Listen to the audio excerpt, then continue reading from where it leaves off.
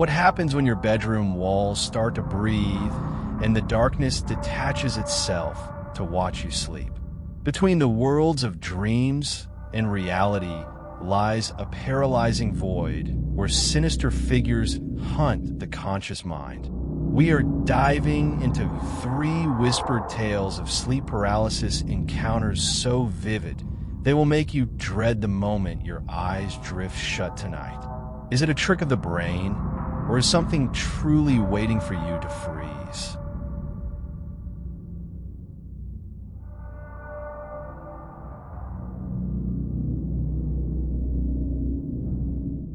Daniel didn't notice it at first.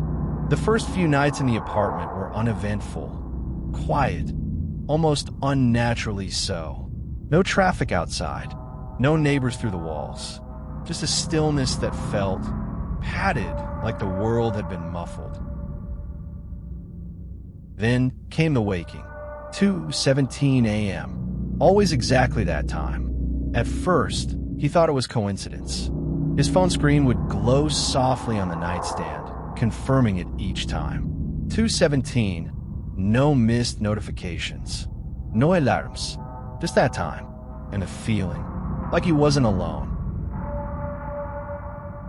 It took 3 nights before he heard it. Breathing, not loud, not dramatic, just present. Slow inhale, long exhale, close enough that it seemed to brush the back of his neck. Daniel froze the first time, every muscle locked. His body knew before his mind did. This wasn't something to turn around and confront. This was something to survive. He lay there for what felt like hours, eyes wide, staring into the darkness ahead. The breathing never sped up, never faltered. It simply existed, watching, waiting. On the 5th night, he tried to test it. At 2:16, he stayed awake, eyes fixed on the digital clock. His heart pounded so loudly he was sure whatever stood behind him could hear it. 2:17. The breathing started instantly. No footsteps, no shift in the mattress. Just there, as if it had always been there, and only now decided to let him notice. His throat tightened. "Hello," he whispered. The breathing stopped. For a moment, there was nothing. Then it inhaled sharply, right against his ear. Daniel screamed and rolled over, scrambling backward across the bed, hitting the wall. Nothing. Empty room. Door closed. Window locked. He laughed then, a thin, shaking sound. Because what else could it be? Sleep paralysis. Stress. Something explainable. That night, he turned on the lamp and left it on. He didn't sleep. At 2:17, the breathing came back anyway. Lights didn't matter. Over the next week, it got closer. Not louder, never louder, but more defined. He could feel the direction of it now. The angle. Sometimes it was slightly above him, like something bending down. Sometimes lower, like it was studying him from different heights. And then came the whisper. Not words, not yet, just a shape of sound. A faint disturbance woven into the exhale, like a voice trying to remember how to exist. Daniel stopped turning around. He stopped speaking. He stopped sleeping properly at all. But it didn't matter, because one night, after hours of forcing himself to stay awake, he blinked. Just once. And when his eyes opened again, it was 2:17. The breathing was already there, right in front of his face.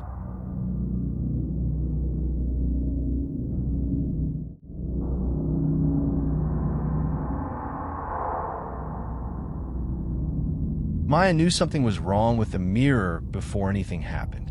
It was too clear. Not physically, there were scratches along the edges, age marks in the glass. But the reflection itself felt attentive, like it wasn't just showing her, but observing her back. The landlord had said it came with the apartment.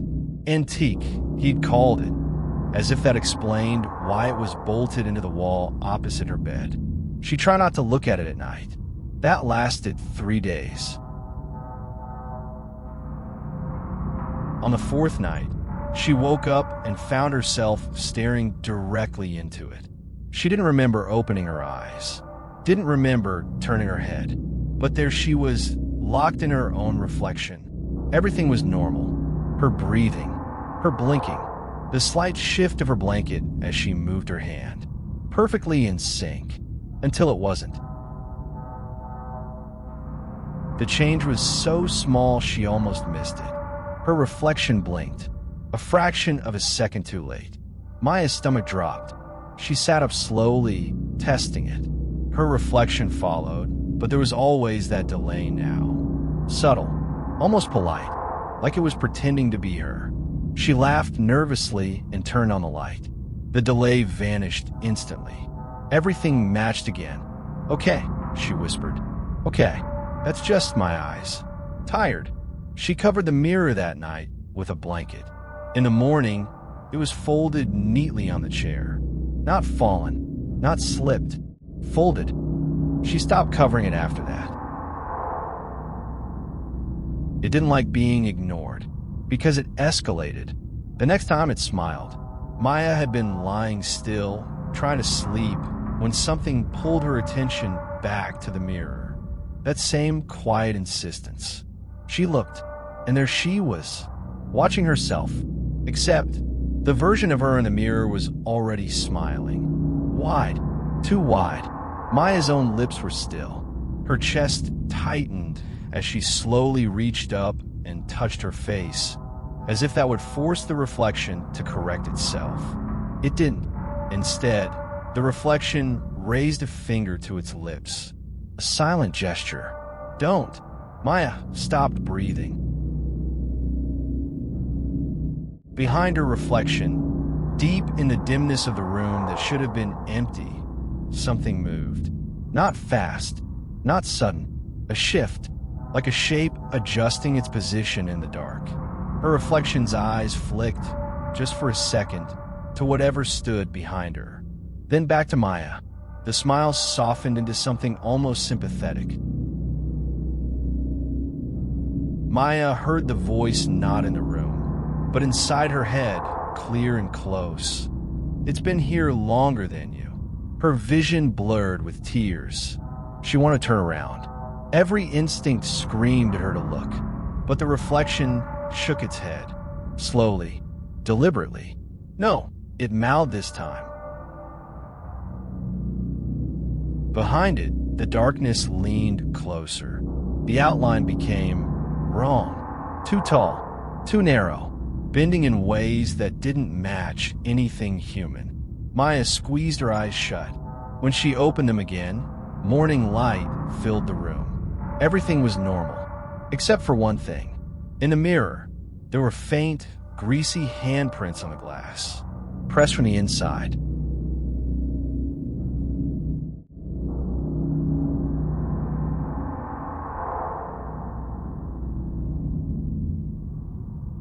Liam thought it was just exhaustion, the kind that makes your body heavy and your thoughts blur at the edges.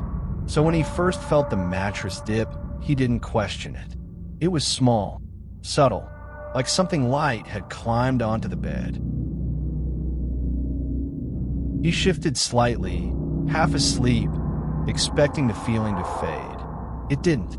Instead, it moved, a slow drag across the mattress. Not walking, crawling.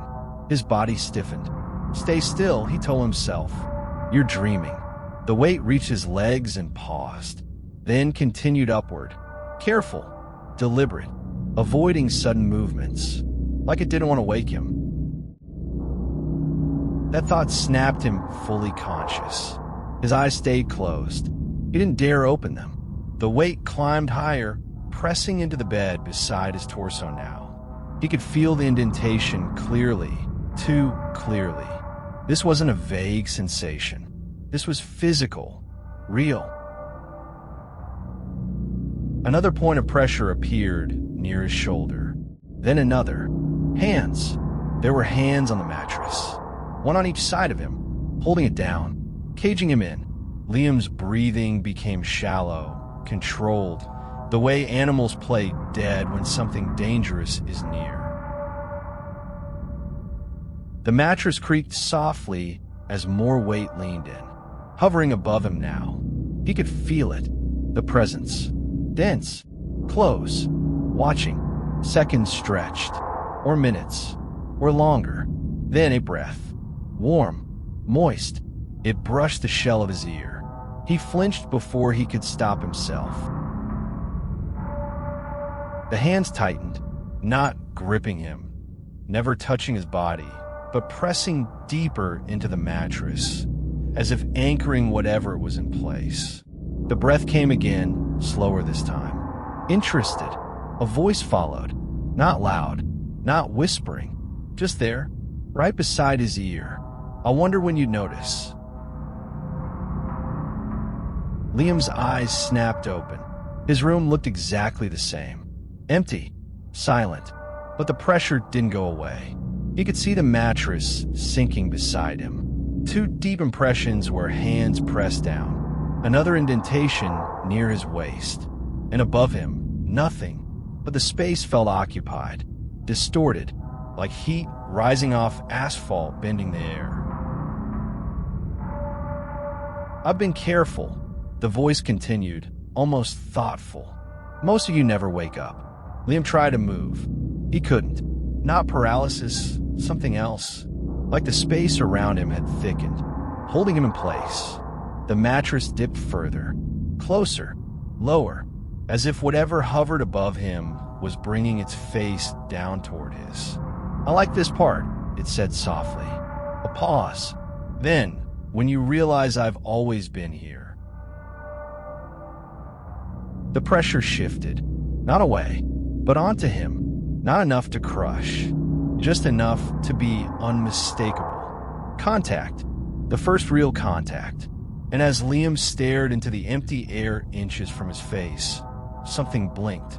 Not eyes, but the suggestion of them, opening, right where nothing should have been.